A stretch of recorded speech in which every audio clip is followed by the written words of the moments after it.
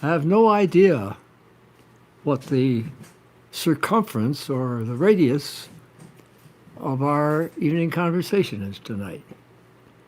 But I'm thinking of what Nicholas of Cusa, C-U-S-A, said, which our founding Swami used to quote, and I really appreciated it all of my life here. He said, God is a circle whose center is everywhere and whose circumference is nowhere. So it's 7:30 at night of a darkening autumn in Los Angeles. We just left daylight saving recently enough until it seems, as they say, preternaturally dark. 7:30, it's black out there. It's nighttime. And with nighttime comes so many interesting moods, doesn't it? It's almost like pulling a blanket up. I think about things like that because out here on the West Coast, many of us, I say most of us, what do I know, are John Muir mystics, John Muir nature mystics. We spent, in varying degrees, a lot of time in the woods. That is to say, a lot of quality time. One of our monks in Washington State actually spent a year, I'm pretty sure that's right, I'm quite sure that's right, either on or next to, I think it was on the land of a Native American reservation, surely with their goodwill. And I think the word is Puyallup. And he had his thorough year. Our Abhedananda went into the Grand Canyon for, I think, a week. And oh, what a story that was. I think of our trips on Friday night as being side trips down the Grand Canyon. And those kinds of connotations and associations and the blendings. I wonder if you would follow me here and in your own mind have a little discussion, analysis of what knowledge is. That is to say, on the relative plane. On the spiritual plane, it's supposed to be direct experience of the superconscious reality of God. On the relative plane, I think knowledge is a relationship between two things, at least. And that would be the province of what they call in the spiral inward of the mind, or of consciousness, the mind blending into consciousness. The second stage, after the sense experiences are gathered, comes the intelligent will, the intellectual side, the analytical, discerning side. And it puts two things together and says, ha, ha. Now, to me, this is rather interesting as night comes on. Because if you have two things in a universe which is spinning out of the absolute into creation, like two hydrogen atoms, they didn't come first, but supposing we talk about them as the smallest minute molecule, when they spin around each other, you have time. And when they, if you have three, it's easy to understand, like three salt shakers, when you separate them from each other, the vectors, as Paul Weiss said, the great metaphysical student of Alfred North Whitehead, the summation, the synthesis of Western philosophy. And he was using Whitehead's term, I'm sure, what he called these vectors.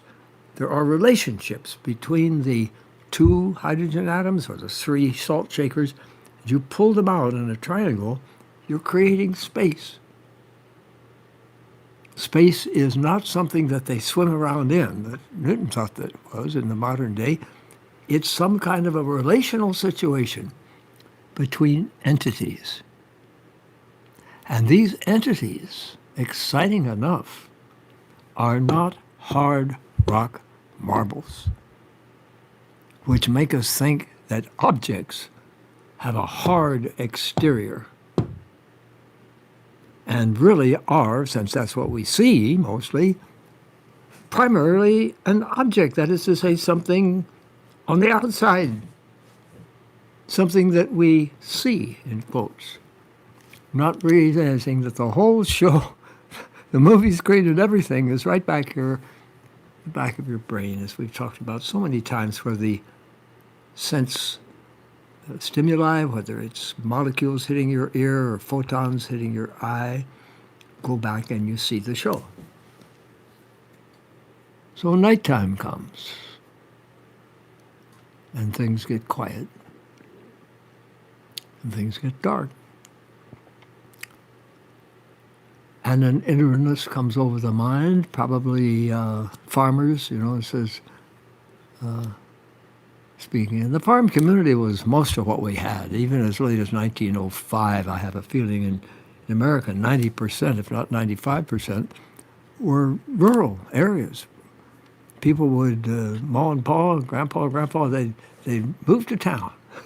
They retired, gave the farm under the keeping of the sons and daughters and children, grandchildren. So on the farm it was said, remember, that a man works from sun to sun. He should be pretty tired by the end of that, and probably when the sun goes down, he wants to go to sleep.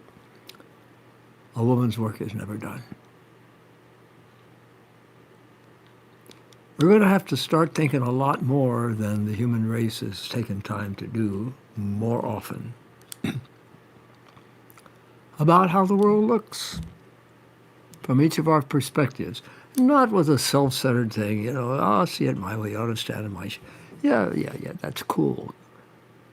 But more importantly, think if you have people that are in relation like the hydrogen atoms are, and now we'll talk about 3 of them, with the space and the time and the entertainment show. What a wonderful thing can be achieved, as we try to achieve on Friday nights by sitting around a circle at a campfire and reading the lives and the wisdom, living wisdom of Sri Ramakrishna's direct disciples. Think if we can try to see the circle that we're in from the perspective of every one of us, the angle of perception. The perspective, as John Cobb agreed, would be an okay term to use. All of a sudden, the eye, which has its own circumference, it thinks it does, and sun, etc., becomes expanded. The awareness, the consciousness, to 2 people, to 3 people. We're beginning to share a 360-degree brain and feelings. And I don't know about y'all. Everybody's different. That's the beauty of the temperament, because everybody, like an instrument in a symphony, has a different part to play.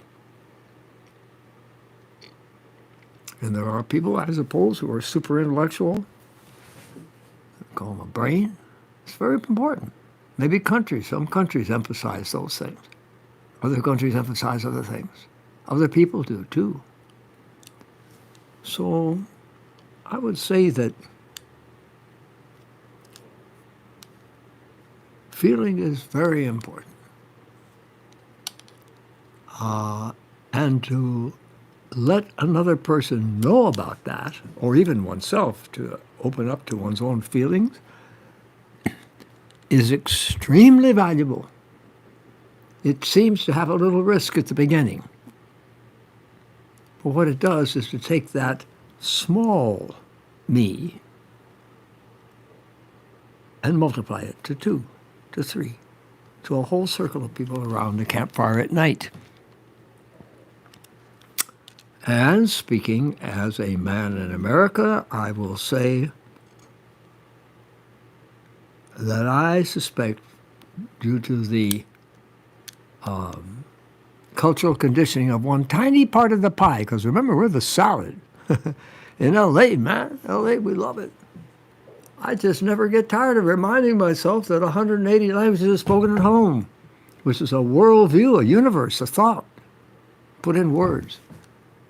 So we can't say that Americans are this way, but by golly, the ones that have some considerable part of their notion from someplace like North Europe, it's very difficult for men to get to the point that they feel able to share their feelings, if they even have access to them.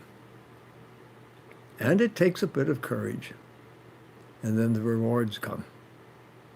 And when you walk out of a room with discussing with your friend, is there anything? I mean, that's a joyous thing to feel an affinity. Doesn't matter what it happens to be. This one with this one, that one with that one. I had a wonderful time in there tonight, talking, thinking, I hope we do that. So you see, already we're talking about a black night sky. It's getting colder, kids. The stars up there. Last night was a beautiful triangle pointed out to Swami Abhedananda in L.A. Probably a lot of you will see it that way, North Temperate Zone. The moon, nice, big, worthy amount now. And Jupiter and Saturn. Now there's a threesome for you that we don't often see.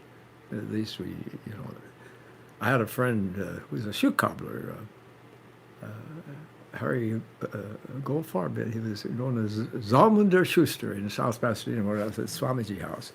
Solomon, the philosophical shoe cobbler, is a mystic. And he had the notion he was just something so entertaining and so wise.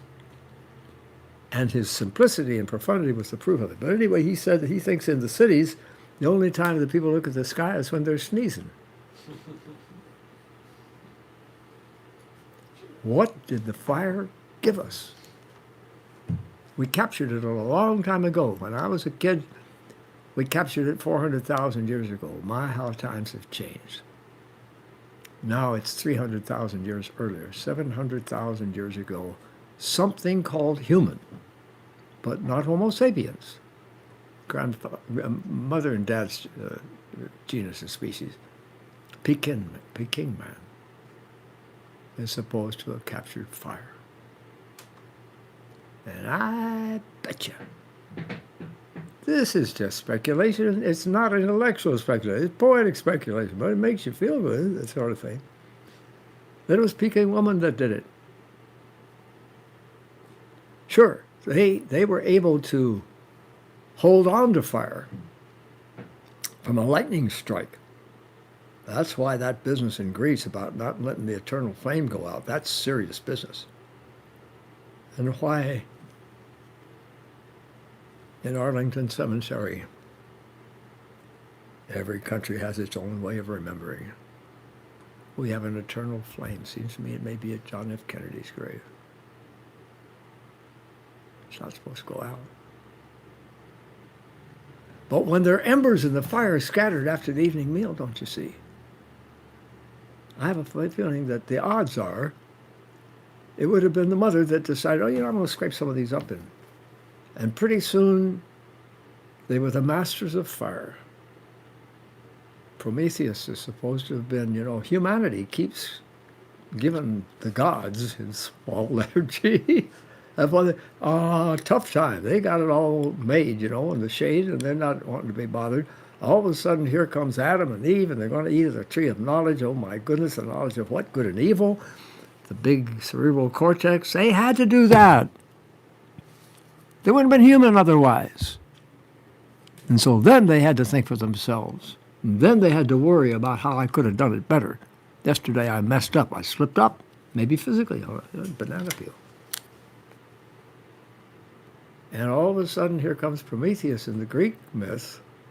And what does he do to complicate the very serene, simple life of the gods? Captures fire. He steals it. And he brings it down to earth. And for quite a while, the gods didn't think that was a very good thing. So by the very nature of being able then to chip, flint, a rock, another rock, whereas I've seen it done, and it was taught us by one of the northeastern tribes of New York, of Northeast America, Roland Sundown. And our young men would do this every Saturday night to start a fire, with the bow and the pestle and the spark, cedar. Little, starts very small. And then cedar bark, it's a very precious thing. It's an iota. It's a very small little atomic thing. And you have to go like this. After having collected the cedar bark earlier in the day. And then you catch it and you weave. And then you place it with the big logs, which I have to admit, for these New York boys, gasoline had been poured on the log. If the sun is a symbol of God, so is fire. Man's response, leaping up in inspiration to the shining of infinity. So I have it in my mind, if you want to know, and I do, sometimes I wonder, when did the promptings start? If we feel today, and some of us do, that the defining or the delineating better characteristic of what it means to be human, rather than all these things that pass away soon, the opposable thumb, now the chimpanzee's gotten a little, uses sticks to get out, uses tools. They have a rather heavily developed concept of sounds that they make, and now they find that because the larynx and pharynx of a gorilla are not suited for speech, you teach them sign language, and Coco, who's very dear to us, she goes on with a vocabulary. Her, protector, Penny Patterson, thinks she has a vocabulary of hundreds of words. And maybe tell us some stories about that sometime. It's amazing. So now what do we got left? Yep, there are more cells up there in the human cranium. So there are ways that they articulate and degrees and degrees. Swamiji says every value, every qualitative difference is really a quantitative difference. Swamiji is amazing. He's like a lawyer. So human name, well, we got more cells, gray matter.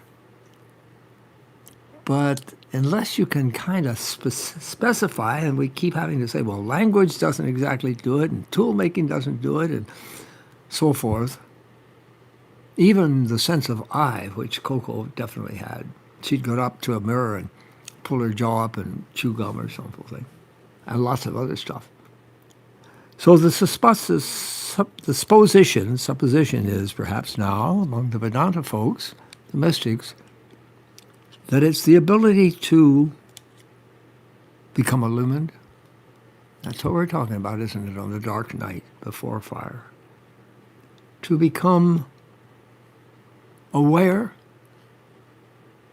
of a mystical wholeness of which one feels at first that she's a part, and then closer, closer, closer begins to realize that this oneness becomes like a magnetic attraction until nothing than to become one with the whole will do.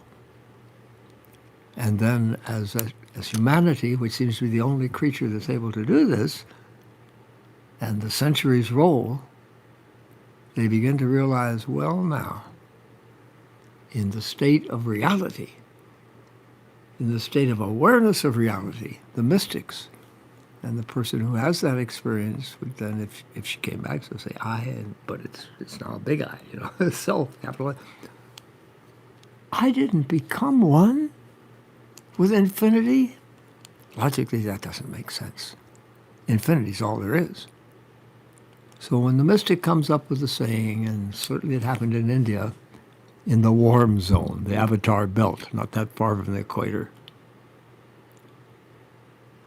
I didn't become one. I always was. I am. That's all I have to say. Because the rest is implied, infinity. I was. And I shall be.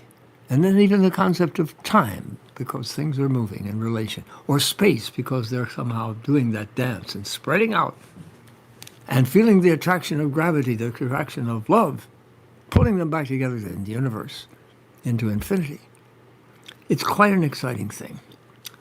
So, my friends, let's see now tonight as we sit around the fire and try to get a feeling of our different angles of perception, Let's see what our beloved Swami Abhedananda has been up to since we gathered before. If you remember, in this 6th volume of his multi-volume works, he's been talking about stuff that really intrigued us. The religion of the 20th century. And in this last section, which has employed us for quite a while, universal religion and Vedanta, which is what we've been really musing about now, and then the final steps of the steps toward realization. Now that we're coming to the crescendo and the finale, he's getting back again to the top of the staircase. Because what it's all about is that marvelous lecture title subject that Swami Sarvadevananda picked out with a beautiful picture. It just started off by one of our monks. He called it Journey.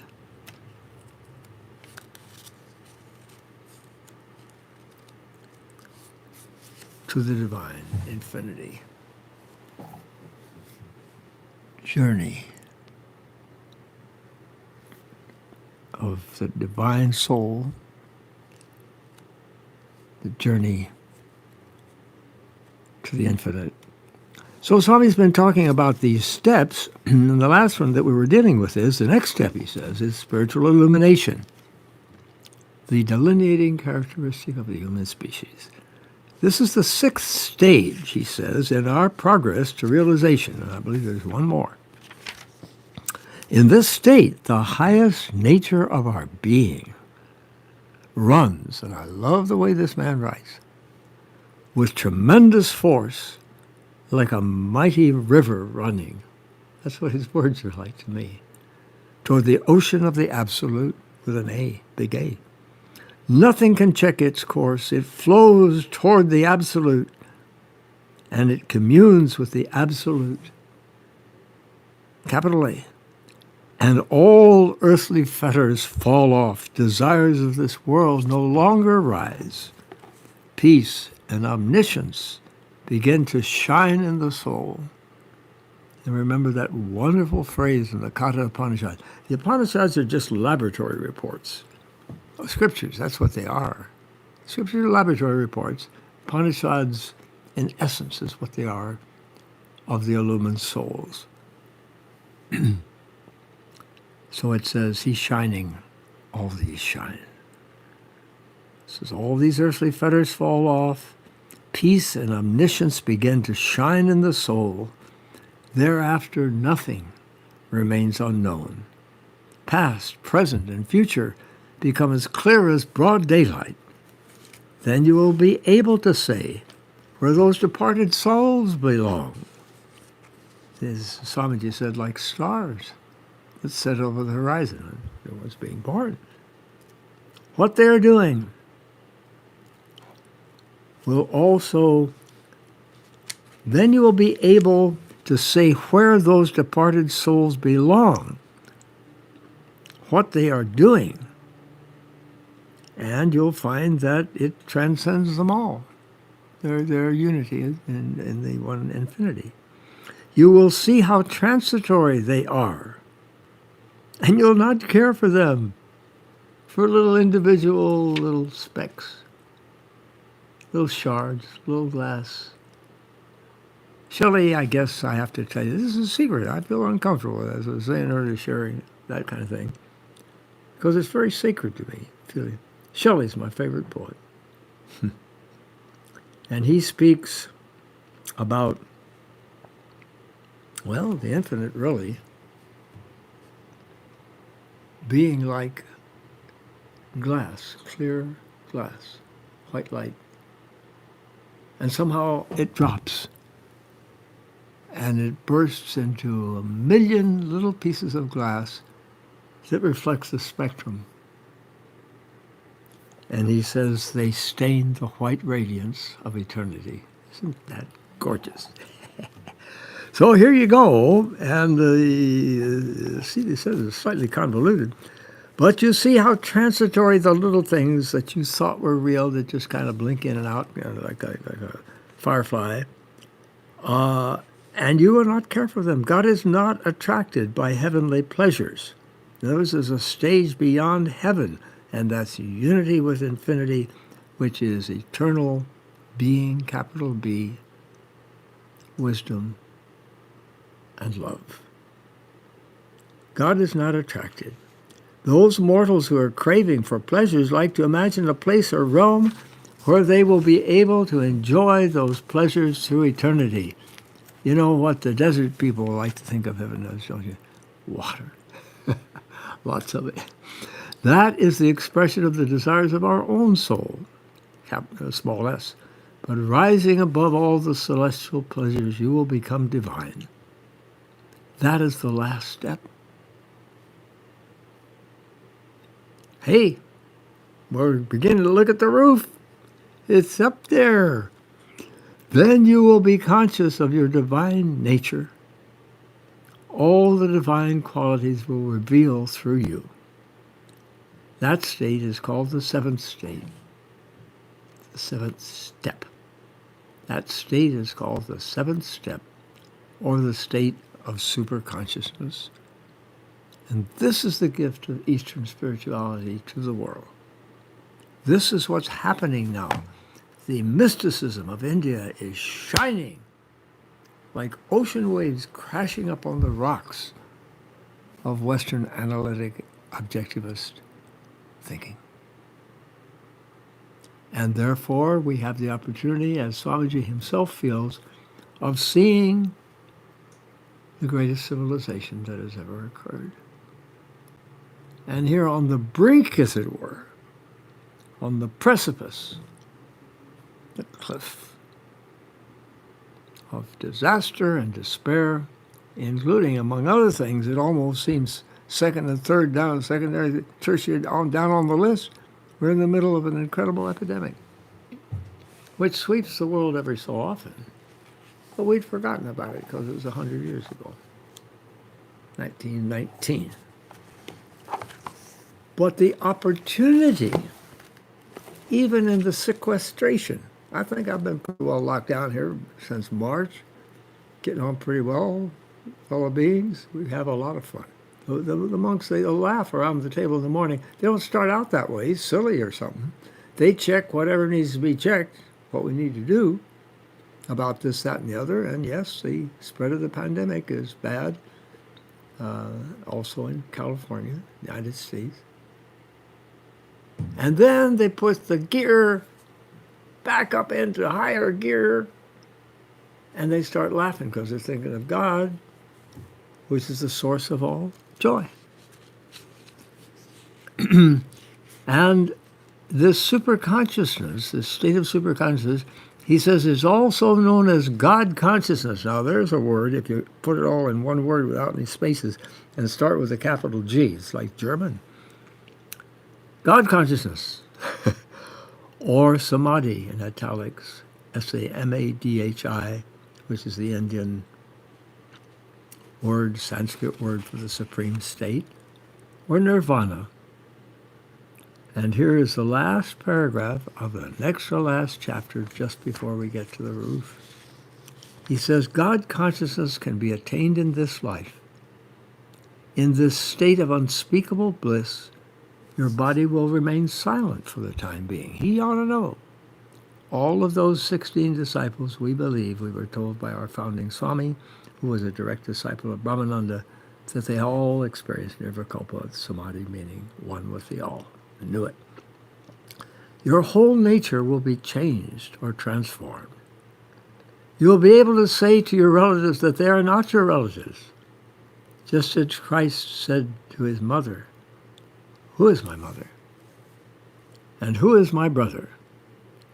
These are all my mothers and brothers." Now that's such a wonderful thing, you know. For so many of us, whatever cradle we were rocked in as babies in our own cultures and our own religious views, when we come to the universal realm of mysticism, where Martin of Tours said all mystics speak the same language and come from the same country.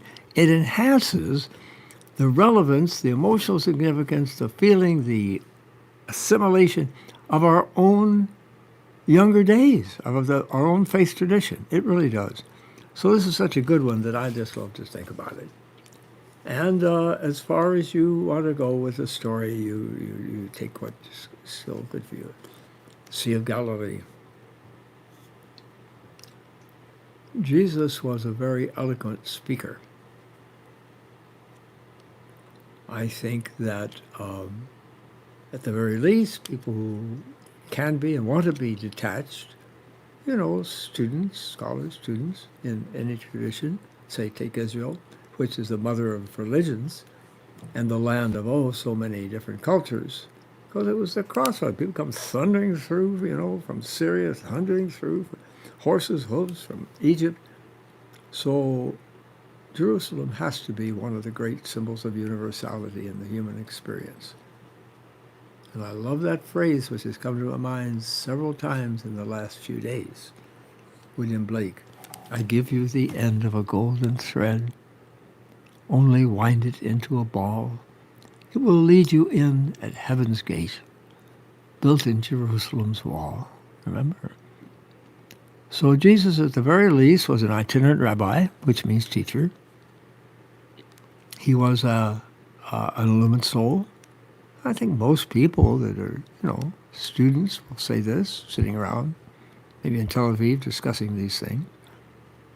He was a Jewish mystic, a luminary, and those who wish to check the data may come up with a conclusion, may not.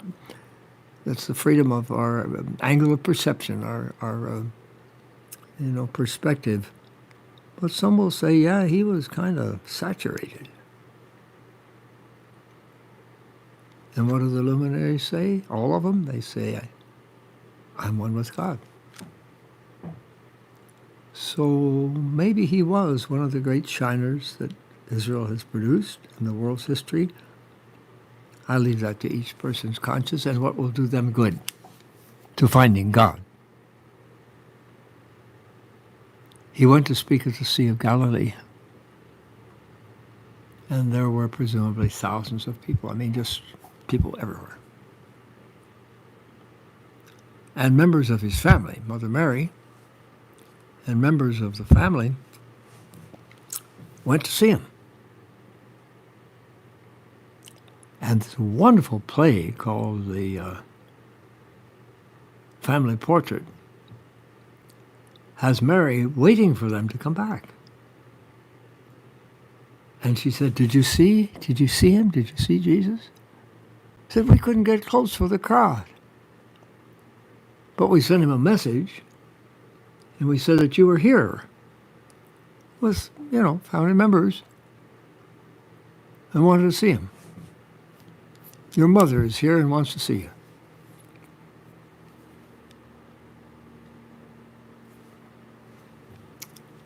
I don't know what scriptures you read, but if you like to read that particular story, you can go to King James, ask him, show you the passage.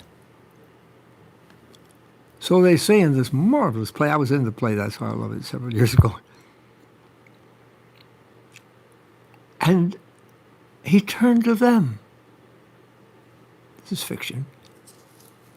To that ignorant crowd, mind you, and said, Who is my mother? And who are my brothers? You are my mother, and you are my brothers. In fact, with the dawn of spiritualization, you will be able to say the same. With the dawn of spiritual realization, you will be able to say the same with as much confidence and power as Christ did. You will not then see the blood relation, but the spiritual relation.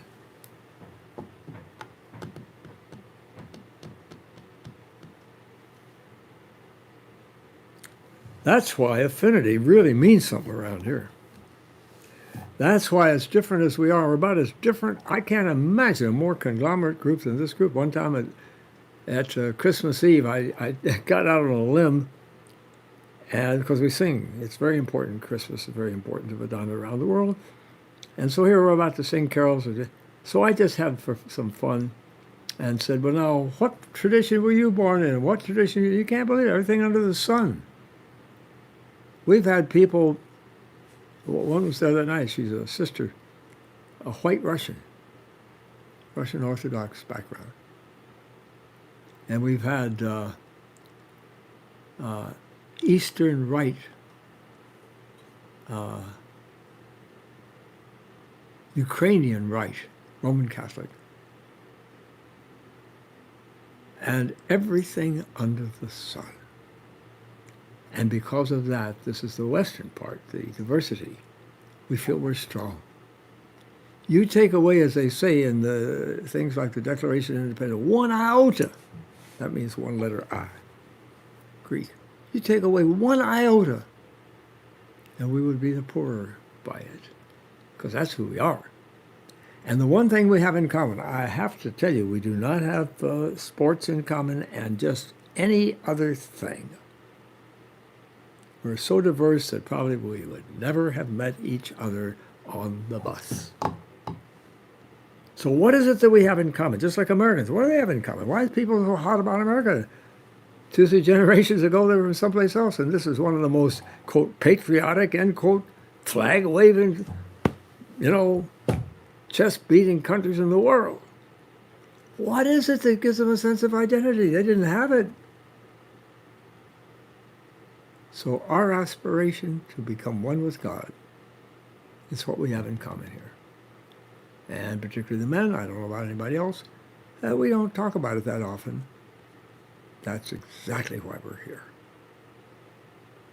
So that's quite an affinity, as he says, it's a spiritual relation.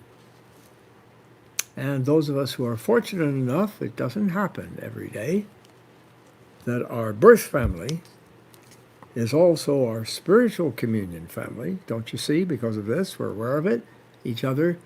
And that's kind of like whipped cream on the pumpkin pie. That's lucky. It's not lucky that the parents of the monastics and the devotees here are super people. Virtually always. That's no accident. That's no coincidence. But that they should just tune in and feel happy with their children running off and finding some strange new, because it's all about the love of God and the seeing, meaning the illumination of God in one's heart. You will see that each soul, now this to me is so cherished, is a child of God. The words mean so much more now. And your whole being will be a dedication to humanity at large. Aren't these headlines? It doesn't happen so much anymore. I think it happened once this year, big black headlines happened. And you know what would happen in New York? As a boy, I remember, at night, after dark, newspaper boys would go through the streets. I remember hearing them.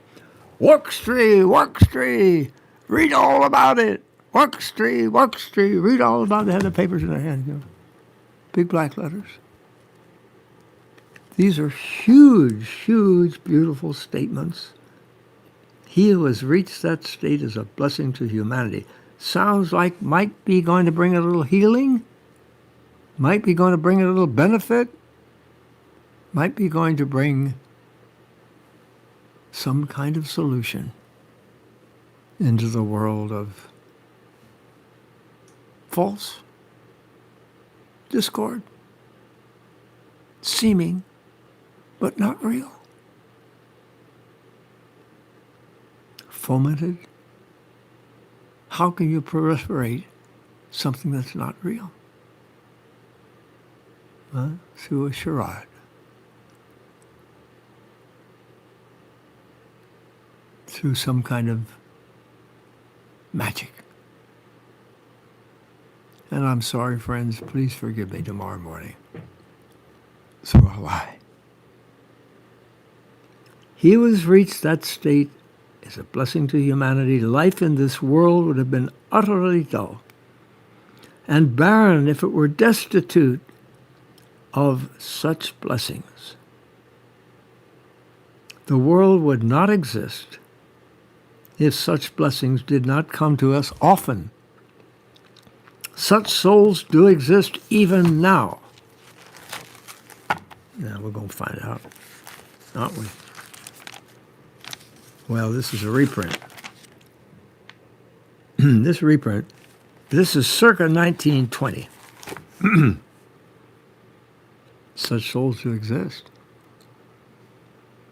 even now. Even in this age. Now think of it, we're kind of caught, by the throat. 3 or 4 different ways come Sunday.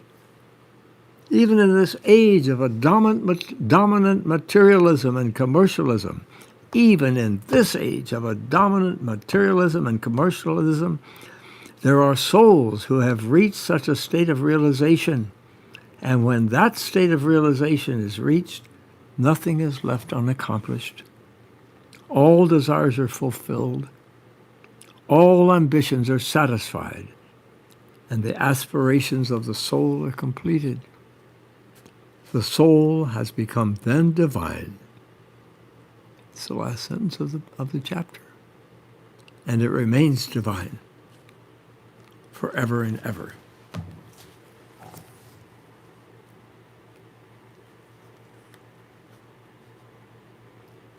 Said that Handel sat down, I kind of forget, I think it was for 2 weeks. Didn't sleep a whole lot. Wrote. And then emanation came out, Handel's Messiah. And remember, as the words were set to music of Scripture, speaking of God as if God were a king. And the voices come from this side and that side, and the male voices, the women's voices, the children's voices, his guardians' voices. And he shall reign forever and ever. And he shall reign forever and ever. It's a chorus of humanity showing what we can be. Multitudinously multiplied, exponentially, that's what it means, greater than just a little struggling individual soul. Oh, poor is me, woe is me.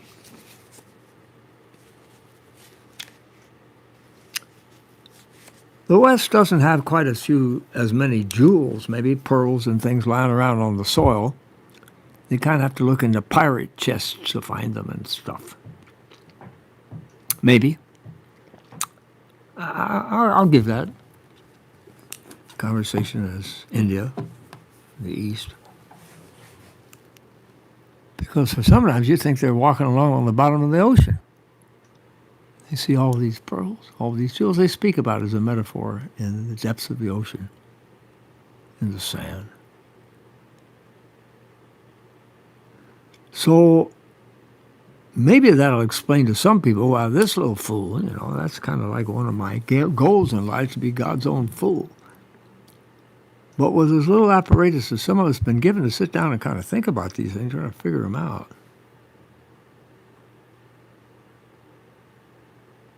So when there's a glint of humanity in the eyes of a Western person, hey man, give us a little, bend a little. Speaking to my Eastern friends, we get high. Ain't much to them, but to us it's a glimmering of the understanding from within, that very light that we see in the moon and Jupiter and Saturn, the very light that will keep us up after the chickens go to bed, and we should too, get up at the dawn, maybe the farmer a little before dawn. We see a little of that light beginning to come out from behind the eyes of the human being, be inspired by one of us. And you know who one of my Hallmark greeting cards is for those that care to send the very best? You'd be surprised. It's George. George. You know George, my friend George? George II. Now, these people have trodden off on the road of ego and called aspiration. It's just desire for accumulation, for the ego. You know what greed is? Basically, it's in the gut. Basically, greed starts at trying to eat too much, assimilate everything. So these kings of Europe go prancing, waltzing down to Italy. They got no reason to be down in Italy. It's not like they're really looking for something. This just extension of their ego in land and domination and all that jazz.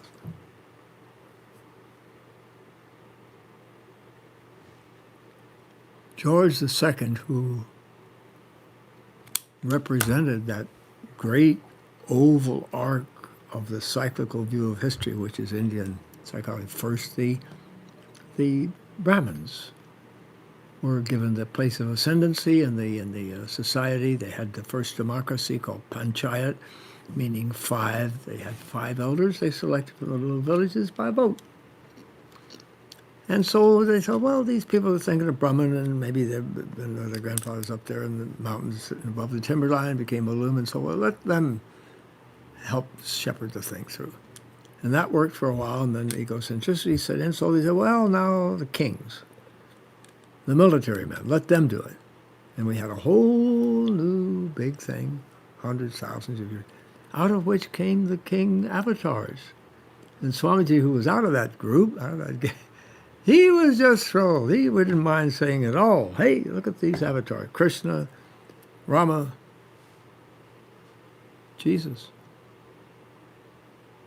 Jesus was very conscious, for symbolic reasons, that in the roles, he would be listed in the line of Joseph as coming from the house of David. David the king. I just love the fact, and nobody need put up with me, most people don't, that grandfather who saw his own grandfather, that goes back a ways, believe me. Grandfather's grandfather's name was Solomon David. Solomon David Blue. You know what his daddy's name was? It's David, son of Solomon. This was the time of self-rule. That is the goal of each human being, to have sovereignty over his own soul for the kingdom. That in the time of the Maccabees. So David, house of David, we got 3 superluminaries, try to be universal about it and detach. Most of the studying world to say, yeah, those 3 superluminaries you got there, Krishna and Rama and Jesus. And, oh, yeah. How about that fellow over there? We got a tree. Right where we're sitting now, we're in the library, the door's open. Daytime, if we open, we can see the Bodhi tree. It's huge, multiple trunks, and it's all one tree that Buddha sat under. There was this prince, it's a wonderful story. Stories begin like that.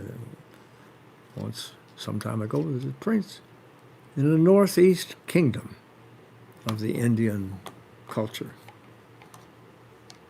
And when he was born, it was indicated to his father, the king, that he would take one of 2 choices in life, one of 2 paths. Either he would become, as his father was, the king of the then known world.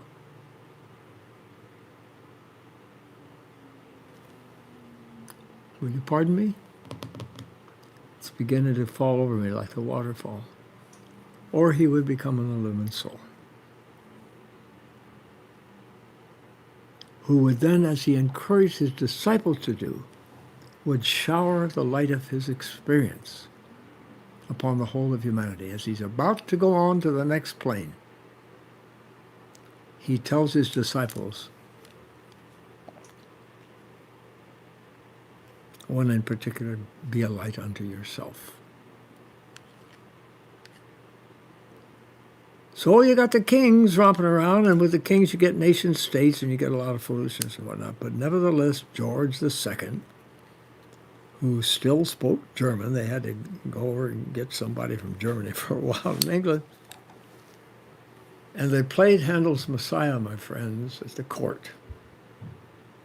And you know what the court is? It's like the king, like the castle. In the 1,000 years of the castle economy. Got lords and ladies and the peasants all in the church together. That's what Catholic really means, universal. One church. So here they all are. And the way some people foolishly do, they all looked up to George. If he sneezed, they'd sneeze. If he yawned, they yawned. If he smiled, they smiled. And as it's coming to this crescendo of Handel's Messiah, he is King of Kings. He is Lord of Lords. George II stands up. I want you to think about it. There's nobody in the world could force him to do it. With drawn sword, he probably would have given his life right then and there. And you know what all these English folks do that still go to that church? I'm asking you. Simple country boy, this should move you. If anything's going, maybe you don't need to be moved. Moving. Those folks that go to that church to this day, along my Christmas time, Easter time, when they're singing Handel's Messiah, and they come to that part, forever and ever and ever and ever, moves me. They all stand up.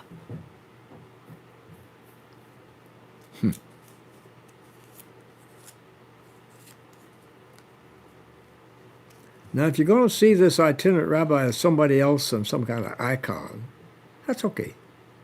If that's your thing, that's fine. I mean, it might happen to be mine, but that doesn't mean it has to be his or hers, from my point of view. But if you're going to look upon this fellow not as an icon, objectively the way we started out this evening, but subjectively,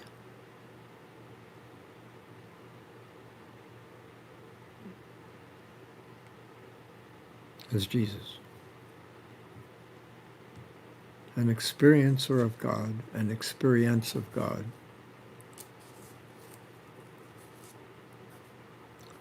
I'd like to say, let's folks that are so inclined, let them stand up.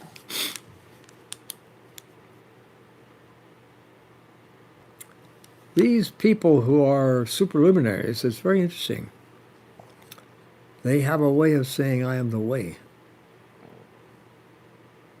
and the truth and the light. Krishna says that. Meaning, among other things, if I've done it, you can do it. That's what Vivekananda kept saying. Meaning, I'll show you how. And what they did say. I just, after a point, just get a little bit confused here. I don't think people have the right to disagree.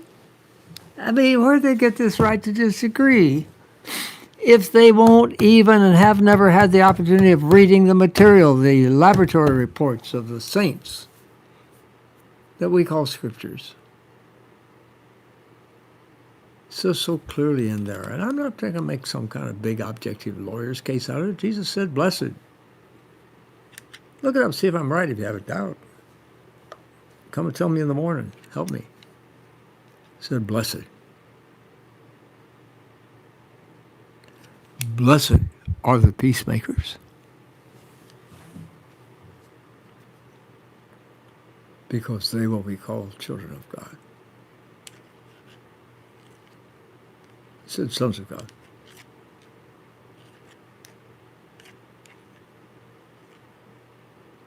Sounds to me like he came with the idea in his mind, as soon as he got the hang of it, whatever it was, you're going to give it away.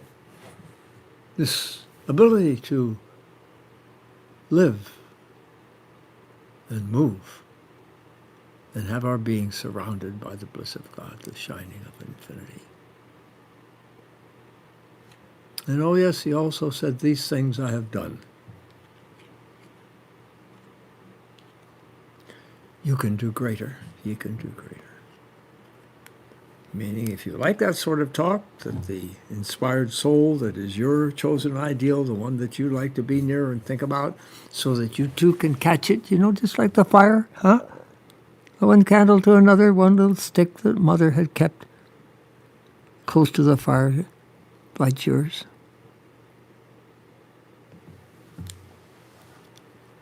Looks like he came to give it away. He also said about God, he said, you love God. Talking like a man of experience, you see. Because God loved you first.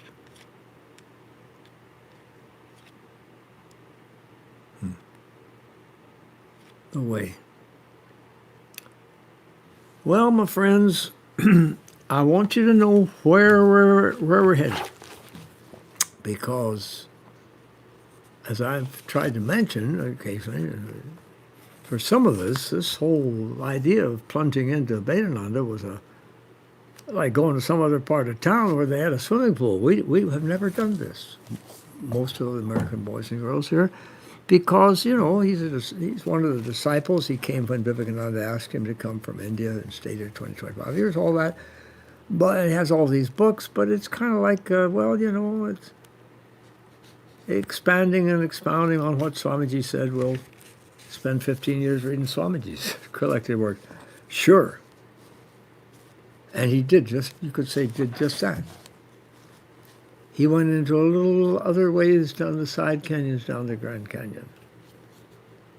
Side trips down the canyon. And he writes so eloquently, like the flowing river of which he speaks. Human soul. Now, if you don't mind, I want, in the spirit that all of us can have access to all this. One is because of the concept of loving God. And I like to repeat myself to remind, it's called reinforcement, right? Swami, that founded the place, said, we have no excuse. We all used to love as babies. So that's one thing we can do. And the other thing, and actually Brahmananda suggests this, among so many other things, you can go out in nature. That's not a bad idea. Go to the seashore. Somebody there. Symbol of infinity. The Swamis use this, the sky, the ocean, the woods, mountains. So remember how high I get when some Westerner has some little flicker of a match? Our beloved Abhedananda, we're quite a gang, This is AFL-CIO, the union aspirants in the Vedanta community, the same in all the mystical communities. We have this love that's really thicker than blood, because they have this common aspiration. So he took himself a little tumble the other day. I hope you're feeling better, Swami. And he's going to have to work on that, get knees back in shape and whatnot. I remember we told about him going one time for a week in the Grand Canyons, I believe. You have to have him tell the story. As a matter of fact, it's such a good story now, I've got to put that on our to-do list to get him to sit down in front of a camera and get it on tape. He is out there by himself. In the wilderness, it's not a good idea. In the Sierras, if you go into the wilderness area, nobody is supposed to find your campfire even. You're not supposed to bother a thistle or a pine cone or a needle. And you're supposed to tell the rangers when you go in, when you come out. But nevertheless, it's good to go in with somebody else. But he's going out. So all day he's traveling in a direction. And at nighttime, he comes to the rather horrific conclusion, as the sun is going down, that he has been walking in exactly the wrong direction. Now, there's all these metaphors. We kind of like them a little bit. The question is, in life, we've got to come to that question. Are we going in the right direction, which is within, or are we going in the wrong direction, which is without? And America's going in the wrong direction, and we got so much work to do that we really don't have to worry about the rest of the world and all that. And so we have a big job to do on ourselves, and that's everybody in this country is susceptible. And so the problem, and it's a big problem, I experienced once on a bus in Idaho. He's thirsty. And as he goes to sleep that night, I think already he was aware that he was in trouble. He wakes up in the morning, and like we say on what I call the post-frontier, he thinks he's going to die. It's urgency. It's what they call an emergency. He doesn't know what he's going to do. And as he wakes up, there's a crow there flying around.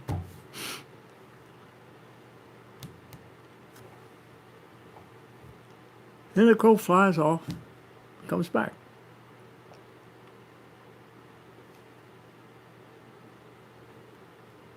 The crow flies off and comes back. The third time, my dear friends, when you ask him, he's from the South, he'll tell you those sweet, honey, dulcet tones. He doesn't use them very often, but I know they're there because I know his parents. I saw them for 5 minutes. They invited me home in South Carolina. They met it. Third time he follows the crow.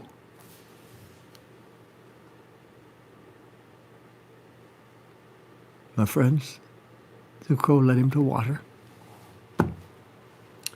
Amen. Amen. Amen. Amen.